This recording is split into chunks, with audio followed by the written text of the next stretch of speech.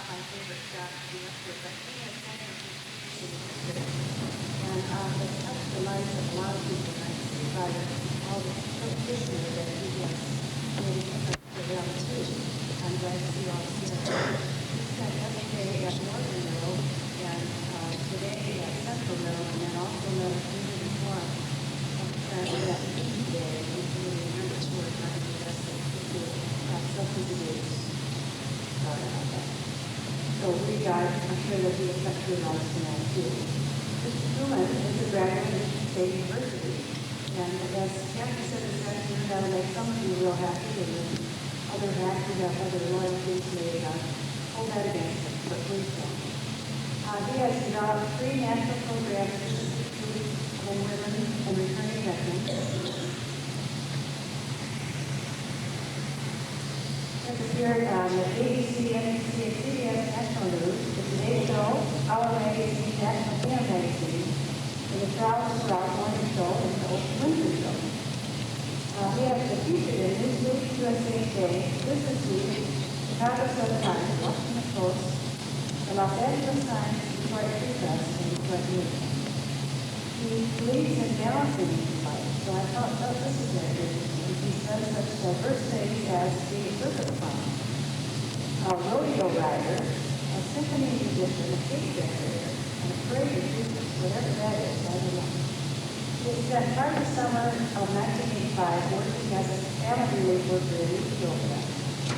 And he also spent part of the summer as a roadie with the Rocky Journey, so he probably understands some of the rock and roll. He has passed a milestone speaking to more than 1 million students in over 1,000 schools worldwide. And it's my pleasure to introduce him.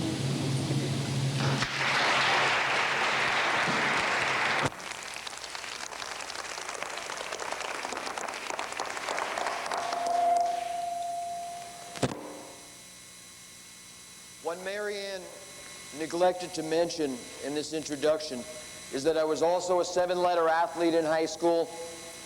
I carried an A- average for my entire high school career. I was class president 3 years running, and I also tried to kill myself 3 times. 3 times I tried to kill myself. See, I was living off the image.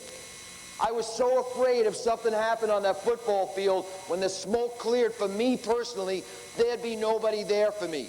Nobody there for me. In my family, love was based on performance. And so the more that I performed, the greater the love. And as a shy, insecure boy, as I saw myself, there was always this feeling, what happens one day if I don't perform? Will there really be any love? Whenever my family would have a party, they would always bring me out always to showcase. And they would introduce me as my son the athlete, my son the scholar, my son the class leader, never, ever my son. And so I lived with this pain. And I lived with this pain of performance, and it was never safe in my house. Never safe. And if I hear 4 words that define my work, and I've spoken in over 1,400 schools, and I've spoken virtually in every demographic, if there is 4 words coming out of young people, is I don't feel safe. I don't feel safe at home. I don't feel safe at school. I don't feel safe in my community. And I'm not talking about physical safety. I'm talking about the safety to be themselves, 100% to be themselves. So what I'd like to do tonight, and I asked this afternoon in the Community Leaders Program, and I asked this morning in the Assembly, so I'd like to ask the same question of parents tonight. And it is probably the tone for this whole message this evening. I'd like parents for you to raise your hand if you have a best friend. Raise your hand if you have a best friend. My hand, obviously, too. Now, if you can help me out, raise your hand individually, any of you, and tell me, please, what makes that person a best friend to you? Anyone, just parents. What makes that person a best friend? Yes, please. You can say anything you want. What's your first name, please? Debbie. Thank you, Debbie. First name, please? Carolyn, yes. You share lots of experiences. Thank you, Carolyn. Anyone else? What makes that person a best friend? Yes, please. You were there for support with each other. First name? Thank you, Sean. Yes. She cares about you. Bottom line. Thank you. First name? Ellen. Thank you, Ellen. Anyone else? Yes. You feel safe with that person. First name? Thank you, Sharon. Yes, please. Tracy, thank you. You can rely on them at any time. Absolutely. Please reach into your heart and stop and think about this. It's so crucial. Yes, anyone else? Please. Trust, total unconditional trust. First name? Thank you, Julie. Yes. I'm Georgie. We've been through a lot of good times and bad times. Good times and bad times. Thank you, Georgie. Anyone else? Yes, first name. Thank you, Marty. Good listener. Thank you. Yes, sir. You can feel safe dumping on them. Okay. Yeah. I mean, they virtually are a dumping ground. You can take everything and hand it to them. Yes. First name. Sorry. Thank you. Feeling loved. Absolutely. Okay. First name. Thank you, Robin. Why didn't any of you that just spoke, why didn't you mention the job that person held, cars they drove, houses that they lived in, money that they did or didn't have? Why? Anyone? It doesn't matter. It's not important. If you were a fly on the wall today in that assembly and yesterday at Northern, it was almost identical answers that your sons and daughters gave. When I asked the question, what made that person a best friend for them, that was their answers paralleled yours perfectly, dovetailed to yours perfectly. So the question I always ask in the thousands and thousands and thousands of parents that I've spoken to is, if we both want the same things, why is it so difficult to get to that end result? Now, as I said, in my family, love was based on performance. And I would have given anything for someone to have walked into my school, into a place where I was, and asked me to raise my hand for my best friend. I would have given anything in the world to have been able to raise my hand for my father. But I couldn't, because you see, my father was very effective. He knew exactly how to shut me down. Every time I would go to open up, he would say, "Hey, Jim, I can't be bothered now. Don't talk to me. I can't deal with this. Go back to your room. Don't ever let me see you cry." And so what happened for me personally is I kept stuffing my feelings down further and further and further until there was no place to go. Several years ago, I had the biggest turn that's happened in my whole life. I was speaking at a school in Dearborn, and in the middle of the program, somebody pulled me off to the side and said, "Hey, Jim, you got big problems. We just got a phone call. It sounds real serious. You better take care of it." Turned out my father had a series of heart attacks, 3 in succession. I have relived that program in my mind 1,000 times. I cannot remember what I said to finish, but I do remember getting on the first plane, getting to New York City where my father lived, walking into a hospital room and seeing my father laid out in a coma, intravenous bottles coming out, tubes sticking out all over. And my first instinct in seeing my father vulnerable was I walked over and I grabbed his hands. I grabbed his hands. And I wanted at that moment to tell this man that I loved him. I wanted to tell him he was special. I wanted to tell him he had made a difference in my life. I couldn't do it. All the old tapes kept playing in my head. Don't say anything to him. You will be hurt. In some way you will be put down. I sat at his bedside for 2 days, day and night, watching this man move in and out of a coma, when his eyes opened up, sometimes for a minute or two, maybe a little bit longer on occasions. And each time there was another opportunity, and each time the fear just paralyzed me. Instead, I said to him, Dad, do you need anything? Do you want a drink of water? Do you want me to get the nurse? When in my gut, I wanted to tell him I loved him. Obviously, his life's hanging by a thread. I could not still find the courage. My father survived those heart attacks. Grace of God, strength of the man, however you choose to see it. And ironically enough, I got a second chance. I never thought it would happen. I thought that I would probably never be able to say it. But I got a speaking engagement that came at the last minute in New York City, and my father had just gotten out of the hospital, and I called him up and I said, Dad, there was some things I didn't share with you. I need to be able to tell you now. Let's you and I have dinner. I'm coming in on a such and such a date. Well, he gave me the perfect out, everyone. He said, Jim, I got dinner plans. What about lunch? I had programs to do. I had television commitments. I had meetings. I was flying in early that morning from Metro, flying back out on the last flight from LaGuardia back to Detroit. I was going to see my father for just a short while on the way back out to the airport. I rearranged my entire schedule to get to that restaurant a half an hour early to tell him for the first time in my life that I loved him. And I sat in that restaurant doing mind games. What words were going to make my father not hurt me? What words were going to make my father not put me down? What words were going to make my father not laugh at me? What words were going to make my father not be silent, which was my father's most effective weapon, and that just shut me down instantly? And I sat in that restaurant until I just panicked out. I was so nervous, so frightened.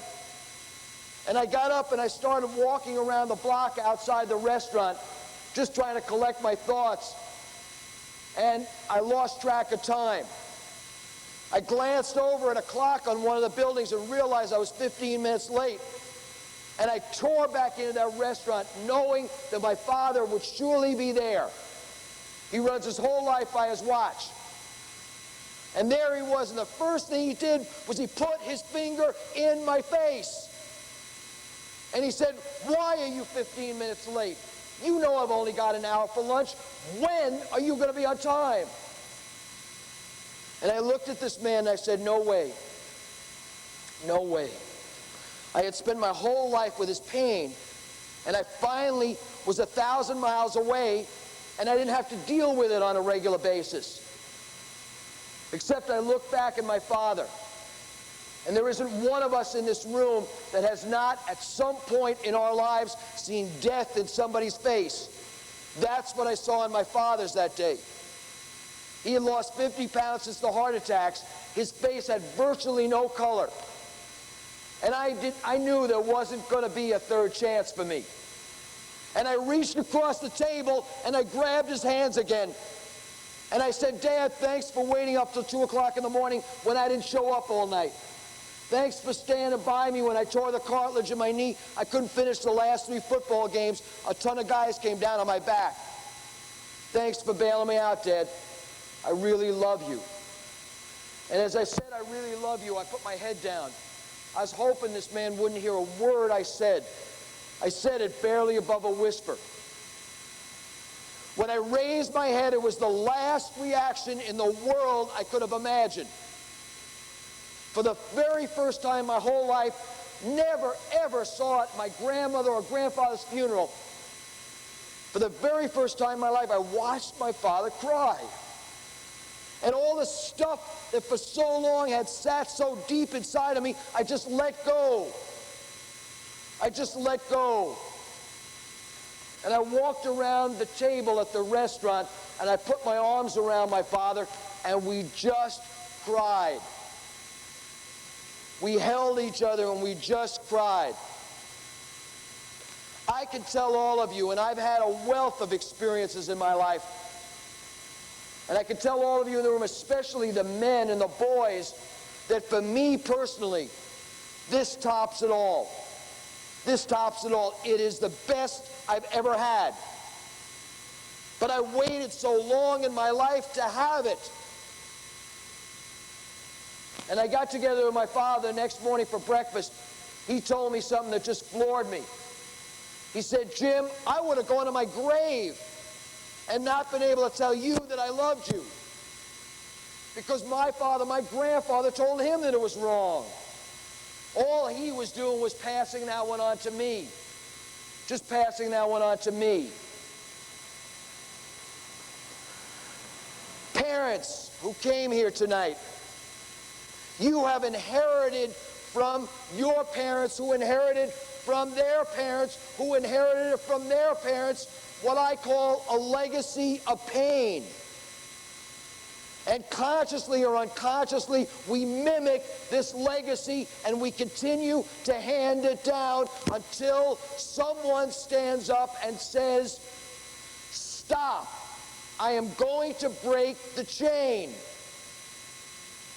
So for all of you who want to hand down a positive legacy to your sons and daughters, stop and separate.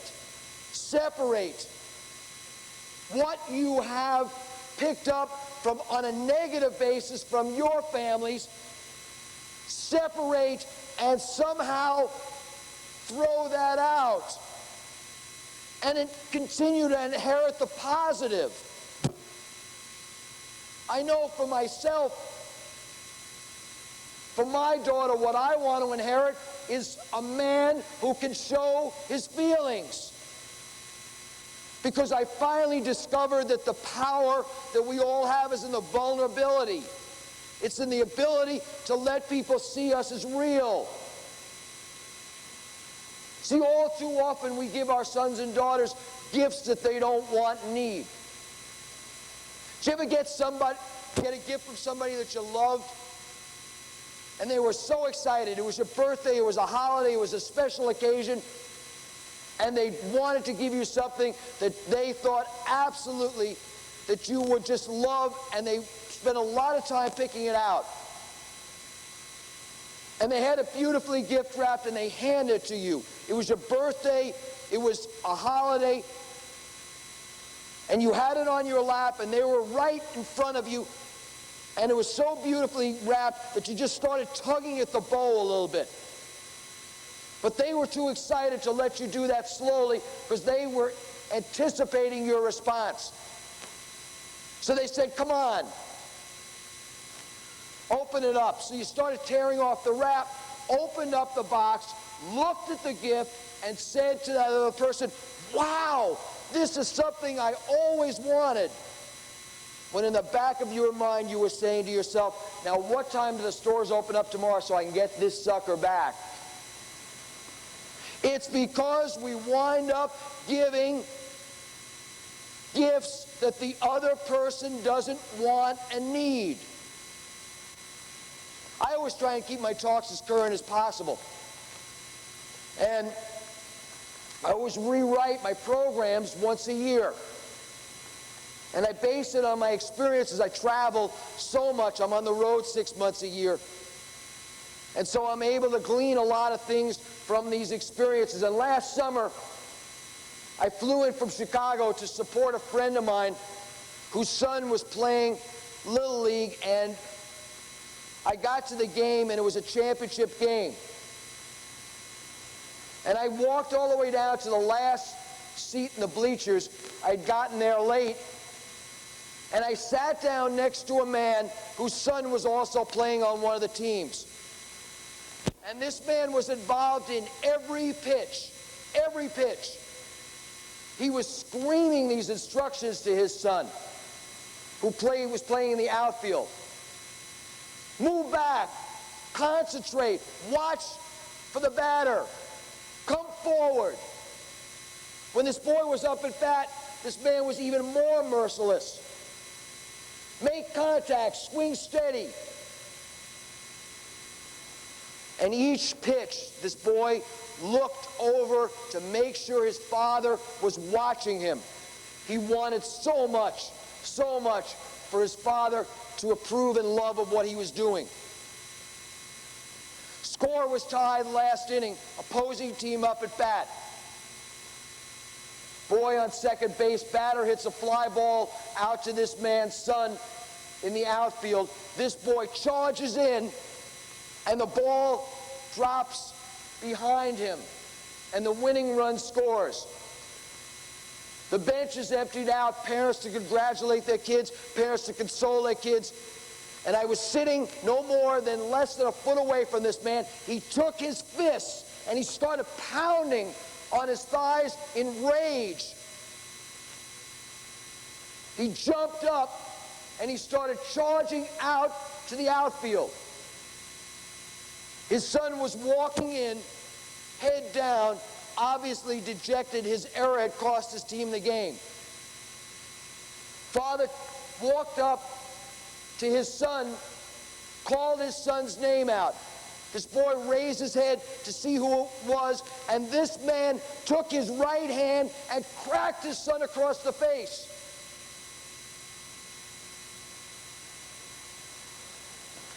Every head turned.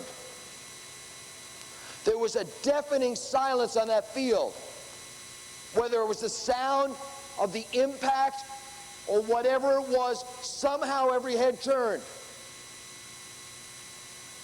And I was watching this boy, and I was watching his dad, and I was hoping that this boy would scream, yell, get angry, let it out.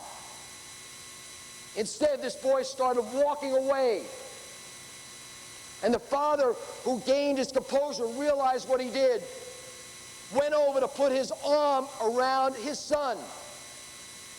And his son pulled back. Now, I was driving home, and there isn't one of us in this room that didn't feel for that boy. That is a lifetime scar. I don't care how many father and son weekends they have. I don't care how many fishing trips they take. I don't care how many trips to Disney World they make. There will be this much mistrust. So obviously I felt for the boy. But you know, interestingly enough, as I continued the drive home, something came over me, and I actually started to realize with empathy that I was feeling for the father. I knew in my heart that this man did not mean to do this. He did not mean to do this. He got so caught up in the moment that he lost track that his son at that time really needed him. Really needed him. Now, obviously, those moments when we lose it and we wish that we could bring it back are difficult moments at best. And so tonight, my hope is that I can give you some tools that in some way, shape, or form, that those moments will not come about. Because there isn't one of us,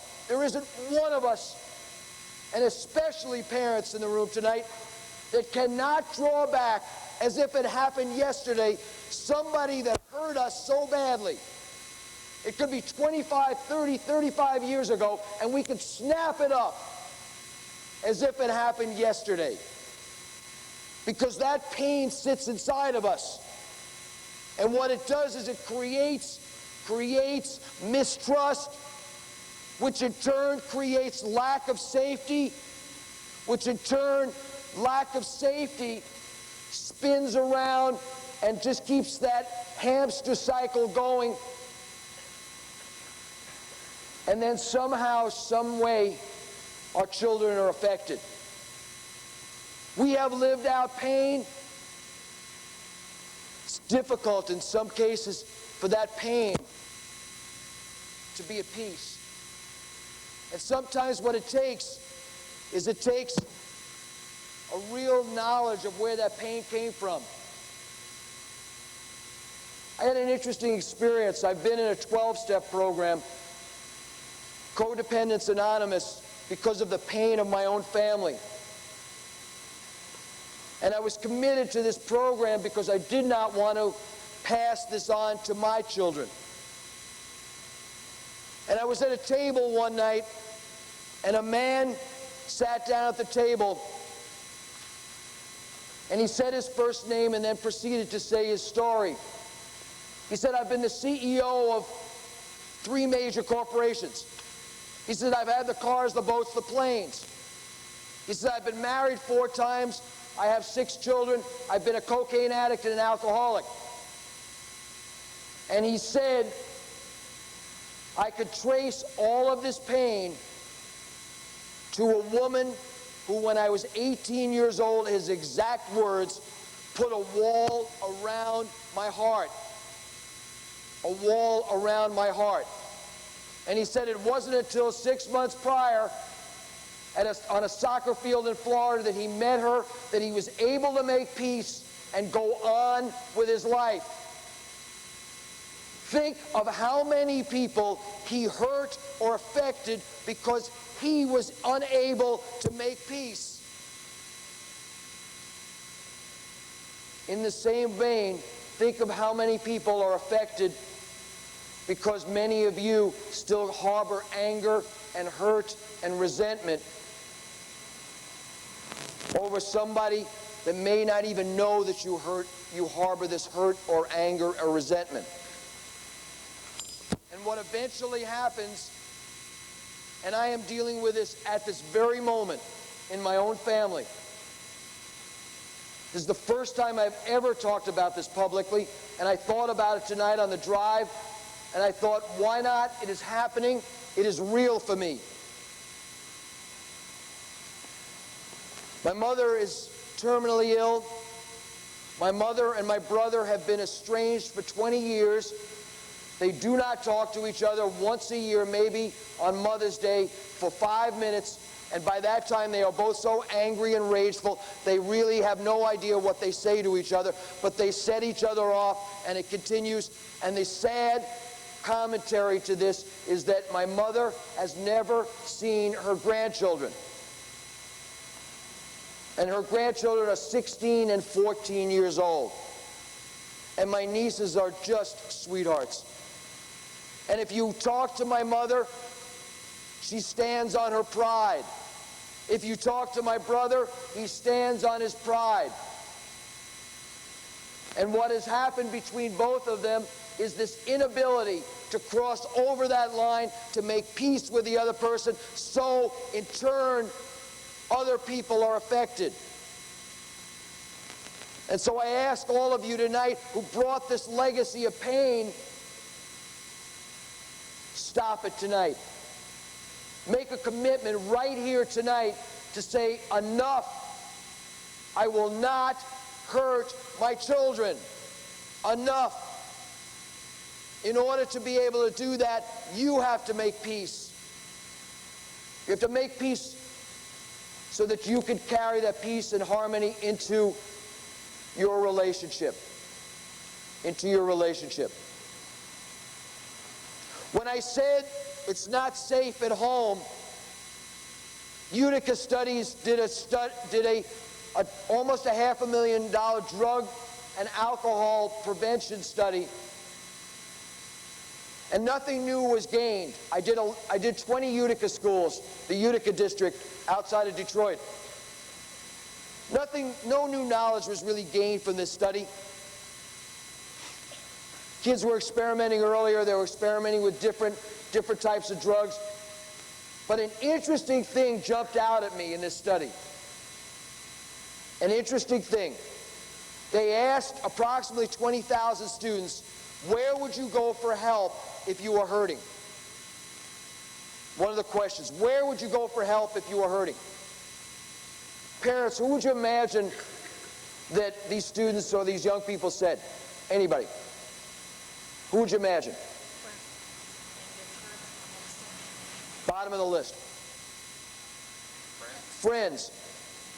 68% of grade 8 said their friends. 81% of grade 10 said their friends. 94% of grade 12 said their friends. Where do you think parents were?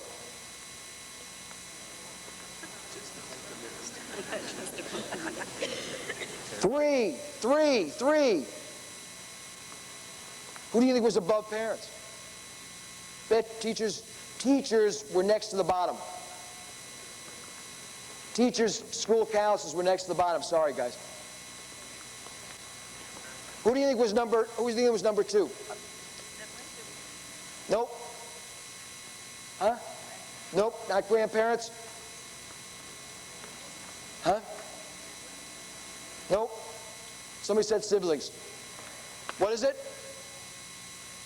Nope, not brothers and sisters either. An anonymous drug clinic. Drug clinic was number 2.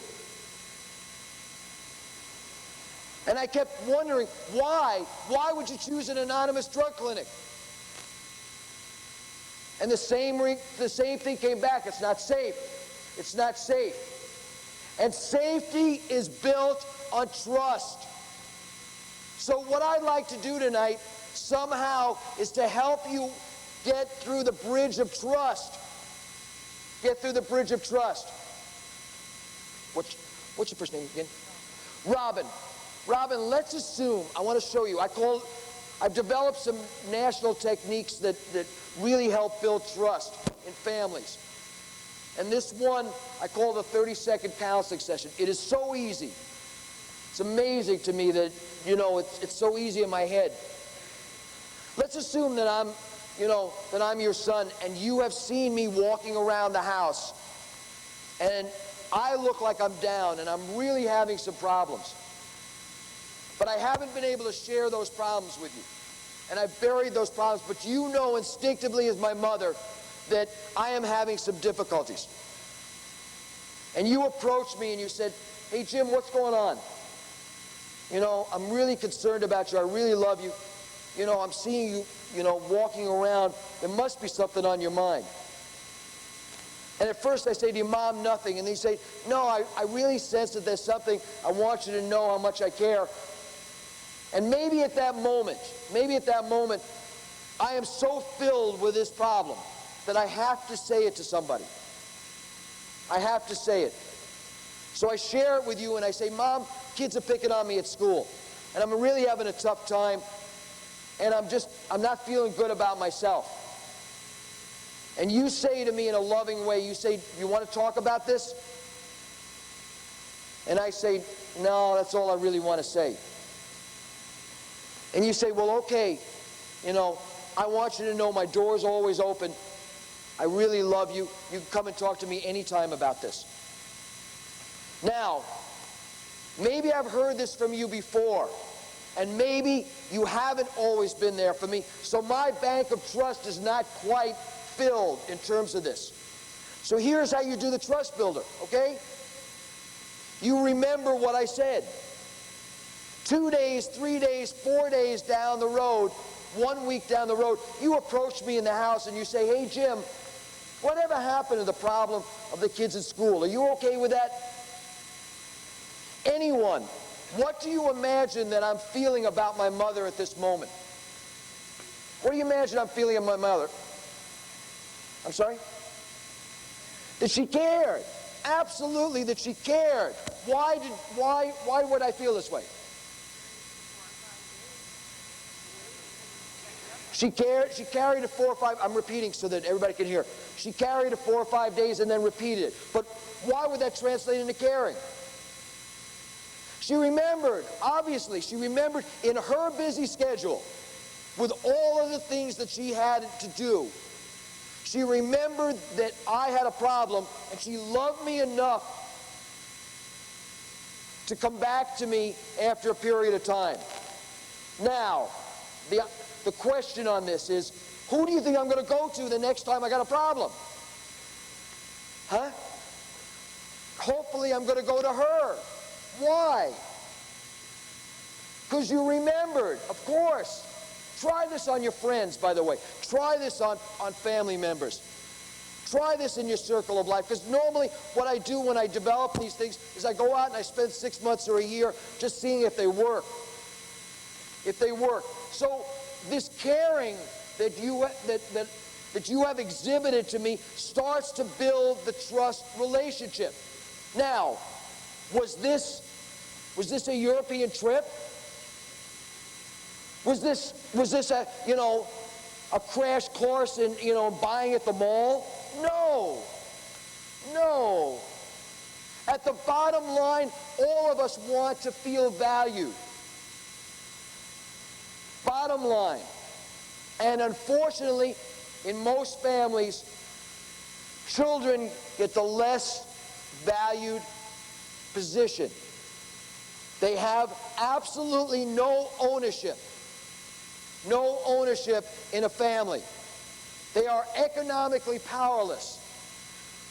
I have said so many times in family programs, I have said, please, if you do nothing, and I will say this tonight, if you do nothing else coming out of this program tonight, completely wipe out the phrase in your mind,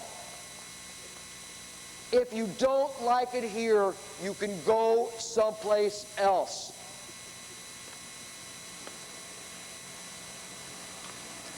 Where do you want them to go? It's a power struggle. And unfortunately, in this power struggle, sons and daughters are left in the wake of the struggle.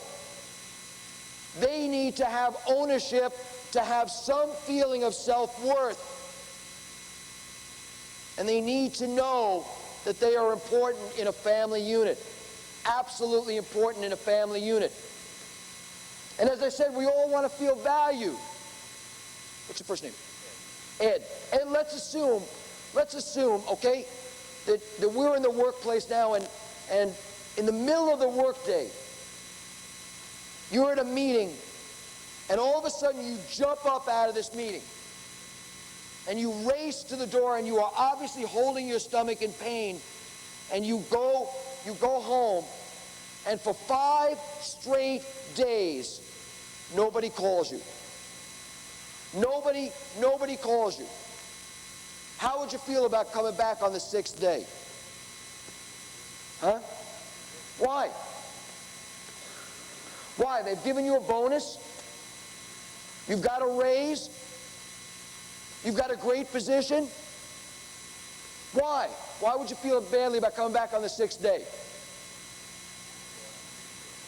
Feel unappreciated. Why is that important to you?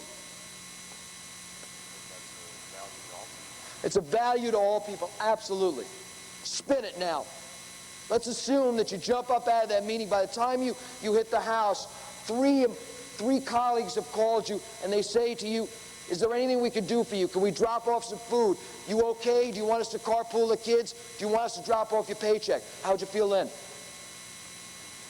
Sure. And it was a small difference of somebody consciously knowing that you are alive. That you are alive. And it's the same thing in families. I had a young girl that shared with me after one of the assemblies, and she said, and it's amazing to me that if all of us knew what it took for some of these young people to come to class every day, we would be so much more empathetic and more understanding. But this young girl, between all of the mathematical equations that I could figure out, there was somewhere around 10 or 12 different mathematical equations of foster parents and brothers and sisters living with other people, and the myriad in there. But she sat and she sobbed and sat in front of me and said to me, I want my dad to love me. What do I do to get my dad to love me? She said, he promised me that he was going to come over last year. I sat at the picnic table for 4 hours. He didn't show up for 6 months. She said, please, and she was begging me, please, what do I do to get my dad to love me? What do I do? 2 months ago, I spoke at a school in California. During the sharing part of my program, a young girl got up And she said the most profound thing that I have heard in all my years of speaking. In front of 3,000 kids, she said, "My father gives me all the stuff he thinks I could want. I wish he would just come home and hold me." 3,000 students got up on their feet and gave her a standing ovation. She had snaked her way and said what everybody really felt in their hearts. I'd like to see a show of hands for parents right now.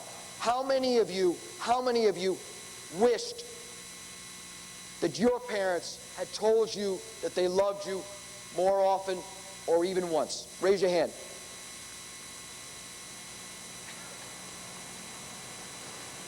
That's it. That's it. See, it sometimes gets messed up. We sometimes lose sight of priorities. I used to run underneath this big sign on the gym wall that said, "Power and prestige is real short-lived." And I didn't think too much of it because in my family it seemed to be contrary to what my family beliefs were, so it really was very foreign to me. I was flying out to a program in Salt Lake City several years ago, and I was writing on the plane, and all of a sudden this came back into my mind.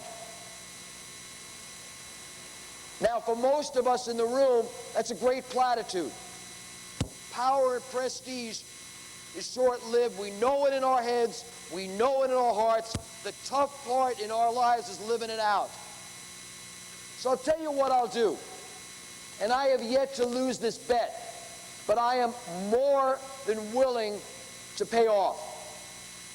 I am willing for any one of you who came tonight, I am willing to give you my credit card. You could go out to dinner any place of your choice, any place of your choice, if you can name me the last 5 presidents of General Motors.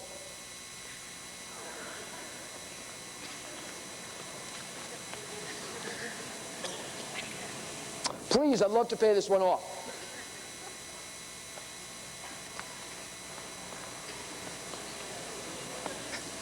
I have to tell all of you that these men would be appalled that you didn't know who they were. They worked 18-hour days. They denied their family for weeks at a time. They slept at the top of the General Motors building so that they could get down to their office, so that they could politic a pyramid up to the most highly visible corporate office in the country, with probably the exception of Lee Iacocca, and we don't know who they are. It is short-lived. Short-lived. I was speaking in Seattle. I came out of the bathroom one morning. CNN was doing this feature story. They had interviewed over 100,000 business executives who finally reached the pinnacle of what they wanted in their lives. And they asked them, "Were you fulfilled?" 87% of them said when they finally got to what they wanted, it would pale by comparison to what they lost along the way in terms of friends and family. And what they really sensed was that was important, they had somehow bypassed on their quest to get to where they were. It's short-lived. It's short-lived. And unfortunately, what happens for many of us is that we find out very late. Parents in the room, raise your hand, and somewhere in Minnesota is a recording of this that's floating around in my bag that's lost. But raise your hand if you've ever heard the song Cats in the Cradle. I absolutely advocate that every parent should listen to this song once a year. It is a true commentary on potentially what parenting is and what parenting can be and what parenting obviously is not. And for many of you who are not familiar with the dialogue in the song or who don't remember, it's the dialogue between a father and a son, and the father is on his upwardly mobile track at the beginning of the song, and his son is asking for time, and the father's saying, we'll do it later. And as the song shifts, all of a sudden the father, who's getting old, realizes now he wants to spend more time with his son and his grandchildren. And at the end of the song, he says that, you know, he'd like to come over and see his children and his son and his grandchildren. And his son said, gee, Dad, the kids are sick, but maybe we'll do it someday soon. And the beautiful last line of that song is, and he turned out just like me. And he turned out just like me. That's the mimicking. That's the legacy. If you want to stop the legacy, that's where you have to be in touch with what has value to you. I produced a PBS special that I'm particularly proud of. I went into a youth hospice, and I asked young people, what's important now that you measure your life in days and hours as opposed to all of us who have purportedly months and years?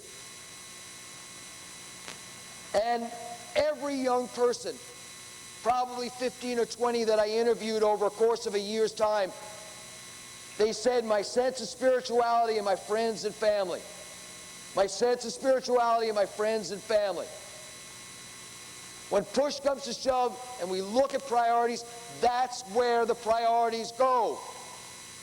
Unfortunately, we spend so much time pushing away the priorities. I spent most of my life like this.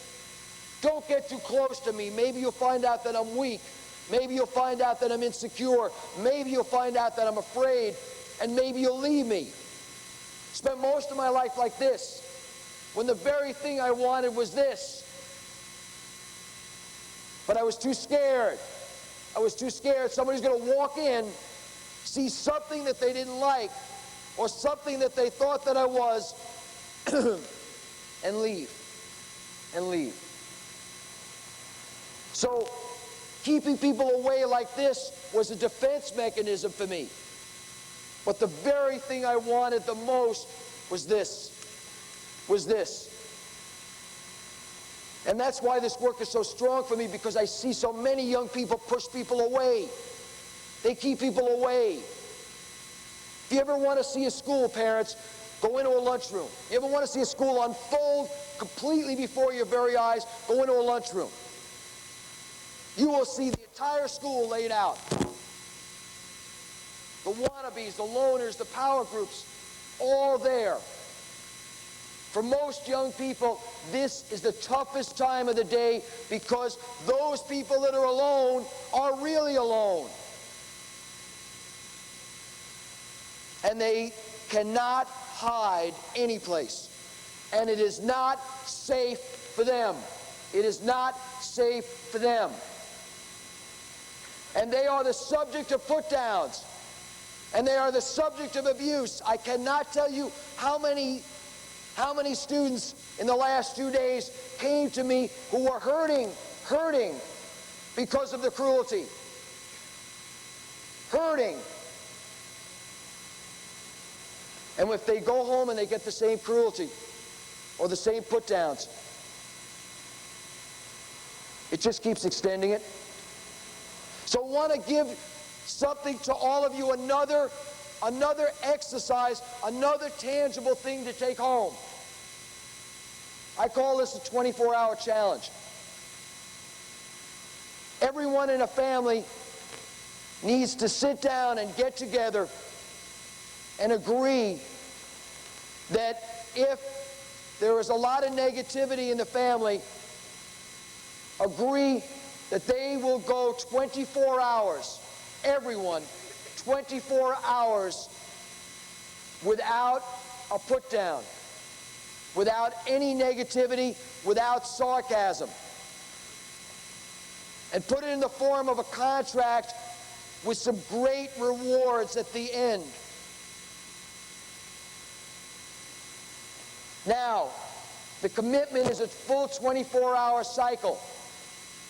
So if somebody goes 23 hours and 59 minutes and puts somebody else down, you've got to start the clock all over again. I'd be curious tonight.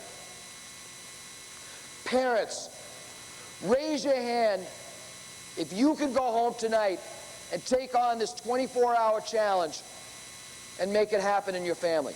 Raise your hand if you think you could go home tonight, take on this 24-hour challenge, and make it happen.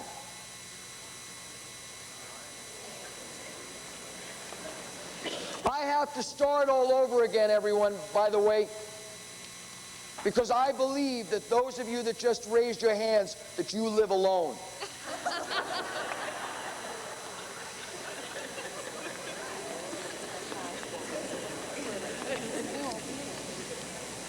It is so tough. It is so tough. Sometimes we use teasing or sarcasm or joking. Sometimes it comes in direct hits. Sometimes it comes in indirect hits. And sometimes we don't even know. We don't even know.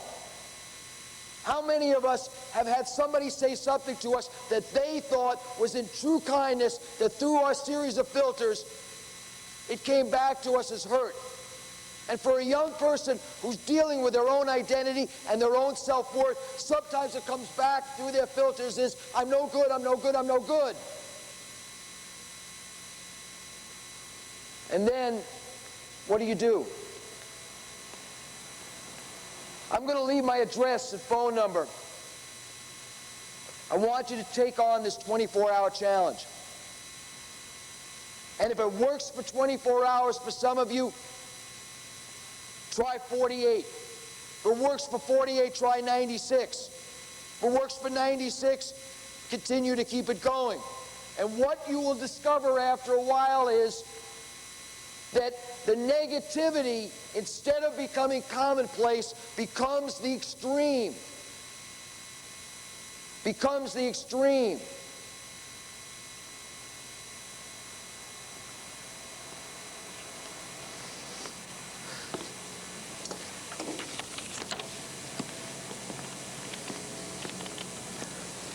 And then what happens is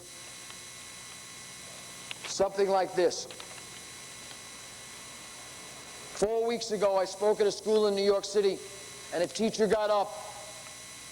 She had given her class an assignment to compare themselves to an inanimate object. And a young boy who was the most popular kid in school, this is what he wrote. I am a rubber band. People pull at me, twist me, and stretch me thin. I've been trying to bounce back as a rubber band should. I have many times, but it's getting harder and harder, and I'm getting thin and worn. People keep pulling at me, twisting and stretching me, and I feel tighter and tighter. I know when I break, people will feel sorry because they can't use me anymore. But they stretch me, and I feel thin and worn. Then I'll break, but it'll be too late. That morning, this boy's parents saw this on the kitchen table. I won't tell you the outcome for a short while, but I would ask all of you as parents, if you saw this, would you take this seriously? What would you want to say? Because I want so much from my heart to help you get closer to your children. What would you want to say to your son to build this bridge of trust so that he will tell you what is going on by him writing this? What would you want to say? Anybody? Parent.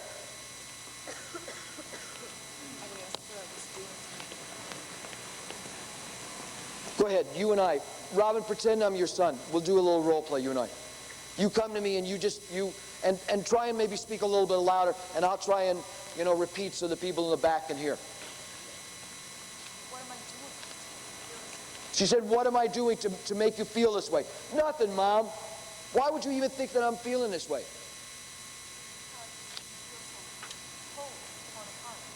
Because I feel so pulled and torn apart.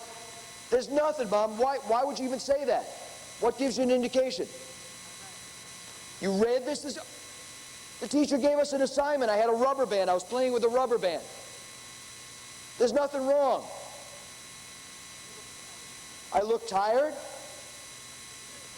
I am tired, Mom. Thanks. If I'm not resting? Yeah, I'll sleep. Thanks, Mom. Anyone want to help Robin out? We haven't gotten anywhere, really. Yes. First name, right. Corinne? Yes, Corinne. I'm your son. I say. Can everybody hear? So I want to make sure, if you can't hear, maybe just stand up and listen for a second. But you and I will do. Go ahead. I feel like you're pulling away from what's really happening. I'm not pulling away from you, Mom. Why would you say that? Because I feel like you're being distant. I'm not distant, Mom. I just, I'm spending a lot of time with my friends, and boy, things are tough at school these days.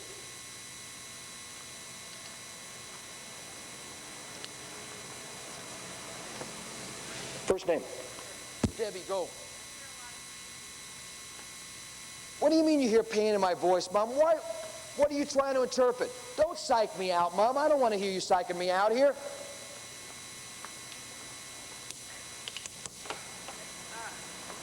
Help me. I'm worried about you. Thanks, Mom.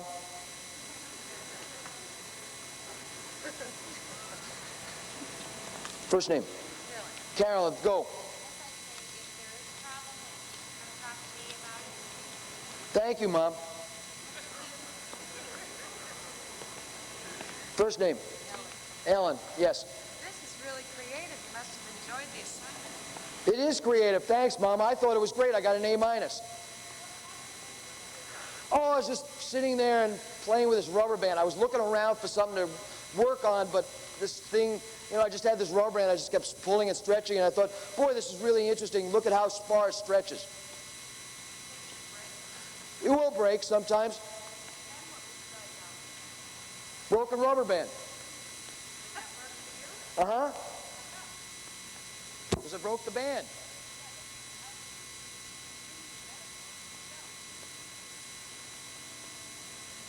What did you say, Mom? I don't understand that.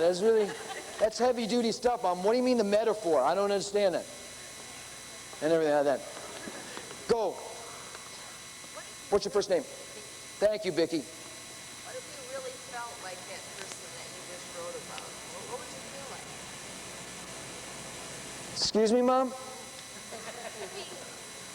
if you were like that person? I know you just wrote about a rubber band, but what if you were like that person? Excuse me, I don't, you're really deep these days, Mom. I'm really having a tough time with this. Yes. I would just say, I read this paper that you did for school. Uh-huh. This must be a horrible feeling. What do you mean by a horrible feeling, Mom? There's no horrible feeling. Please don't look beyond this. I'm okay. Great. All I'm going to say is that if I'm really hurt reading it, and if What do you mean you hurt reading it? I hurt for the feeling. It's either extremely creative writing, or if the feeling is there. What do you mean you hurt? I don't understand.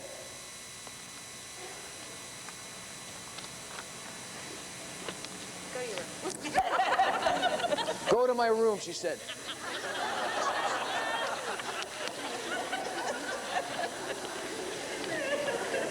Now there's creative parenting and there's creative parenting.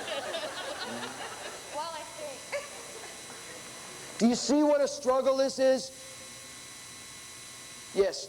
First name. Oh, I was going to say that I could respond that when I read your article, I sometimes feel that way myself. You're kidding, Mom. You really do? Yeah, I really do. You look like you always got it together. What do you mean you feel this way? Oh, sometimes between you and your father and my job, I just feel so stressed. The interesting thing is I see that sometimes in you. And sometimes it really bothers me. And sometimes I'm going through this stuff. What does it feel like for you, Mom? Sometimes I want to just go in my room and shut the door and not talk to anybody. And that sometimes makes me feel better for a little while. Interestingly enough, the other night I did the exact same thing. I went to my room, I shut the door, and I didn't want to be bothered with anybody. What was the difference? What was the difference? We did a myriad of people. What was the difference in this approach? Your first name? Sue. What was the difference in Sue's approach? She let down her guard. She was real. She gave me the feeling like she could understand a little bit about what I was going through, gave me permission for me to be able to share what was going on inside of me. Because as long as she played the discipline role and the authoritarian role, I was going to clam up and keep a distance. And we were never, ever going to get together. Because it was the roles in clashing with each other that were never going to mesh. I am very blessed in this work. I am 53 years old and kids call me Jimmy. I walked in the lunchroom the other day, Jimmy, Jimmy, Jimmy, Jimmy. And I tried always to figure out what it was. And what I realized what it was that I had opened myself up. The power is in the vulnerability. When we struggle so much to hold our ground, invariably what happens is that it creates a clash, a tension. That night, this boy hung himself. The teacher said, I will never, ever look at a kid in the same way again. The parents have called me at least a dozen times to ask me why. I averaged at least 3, 4, sometimes 5 suicide phone calls a month from parents whose sons and daughters have taken their lives. If they are close enough by, I go over and I give them a hug and I hold them and I let them cry. If it is long distance, I let them just cry on the phone and talk it out, and I just silently listen because I have no answers. It is too late. It is too late. There are no answers. It's happened. You want to piece it together, piece it together. But there are no answers. The irony of this is that this boy gave everybody in his life who he loved an opportunity to see that he was in pain. This was his cry for help. His parents saw it on the kitchen table. His teacher, who was going through her own painful divorce, who had 1 foot in school, 1 foot back in her own problems, she saw it too. Everybody saw this. This boy loved, and finally he said, I've screamed out enough. Nobody's listening. Nobody's listening. I don't want to lose another kid. I don't want to lose another kid. I'm asking parents, let them see your heart first. All of us know that when somebody sees your heart first, then you can come from the other place. And all it sometimes does is take reframing. Instead of saying to your son or daughter, you're grounded, I don't want you to see that person. Let them see your heart first. Let them know that they're loved. Let them know that you're concerned for them, that you're in pain. When you were talking and you were saying that you were in pain, I was trying to get you to expand on that pain, to tell me how much you love me and how hurt you felt for me personally. I want to do something which is probably the most powerful exercise of this whole program. What I'd like to do is ask all all of the young people who came tonight to come and sit on the steps on the stage. Every young person who came tonight to come sit on the steps on the stage. And then, wait before you do that. What I'm going to do now, Kathy, can you help me on this? I'm going to ask all of you parents to write on a 3x5 card your greatest fear as the parent of a teenager. Your greatest fear as the parent of a teenager. So we're going to hand out the 3x5 cards. If you need pens or writing, anything to write with, we have that available. Your greatest fear as a parent of a teenager. And all the young people who came tonight, come up and sit on the stage.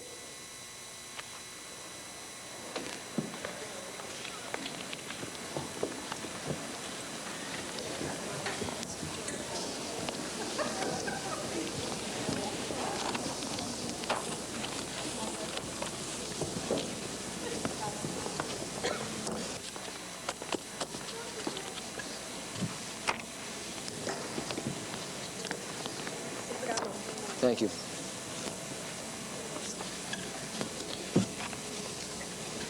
I'm going to take at least a reasonable predominant fear, seem to be about a third in there, and I'm going to share it with all of you. And the dynamic on this exchange that I would ask is that you speak from an I position as parents, and you guys speak from an I position as their sons and daughters, and that there be no put-downs or no sarcasm or no negativity in the exchange. That's the only ground rules on this. Guys, the mom and dad, at least a third of them, their greatest fear was that they were in some way going to lose you to drugs and alcohol, that you were going to get involved in drugs and alcohol. What would you want to tell them to make them less afraid? Anybody? What would you want to say? Nina, what would you want to say? Anybody? What would you want to say to mom and dad? Yes, stand up a little bit. Yeah, what would you want to say to them? I want to say I wouldn't do that because I don't want to end up like my father. She said, I wouldn't do that because I don't want to end up like my father. Parents, does that make you feel less afraid? What would you want to say to them? Anybody? As a parent, what would you want to say to them? If it doesn't make you feel less afraid. Yes? You probably have to stand up and speak louder. I would use a mic, but I've got to have to repeat, and I'm running around with a mic. I feel like Phil Donahue all the time. Huh? Yeah, she said she's not going to do it. That's what basically she said, because she doesn't want to wind up like her dad. But she said she's not going to do it. But there's a lot of peer pressure out in the school. There's a lot of peer pressure. How do you guys deal with peer pressure? What do you want to tell them in terms of, in terms of dealing with peer pressure? Yes? Well, I do pressure into things, but I don't think... Wait, sweet, here, you got it. Probably, now I'm going to... Is there a mic I can use maybe around here that, Thanks, Kathy. Go ahead. I'll try and repeat it till you go. Go ahead. Okay, well, I don't think I could be pressured into drugs or alcohol. I've read too many statistics and facts about them, and it's just so scary that even if my friends did them, I don't think they would be considered my real friends if they pressured me into doing something like that. Okay. Parents, feel any less afraid? Truthfully? Huh? Yes. Mom? I felt real invincible to that myself when I was in junior high and high school, and I was amazed at the number of kids that I found on Monday morning that had been to a party that I wasn't invited to, and my nose was out of joint big time. So what do you want to say to them? I went to the party, and I really don't want you to go. It was a really miserable experience. How do you guys feel? Mom says don't go to the parties. Sorry, tough. How do you feel? Yes.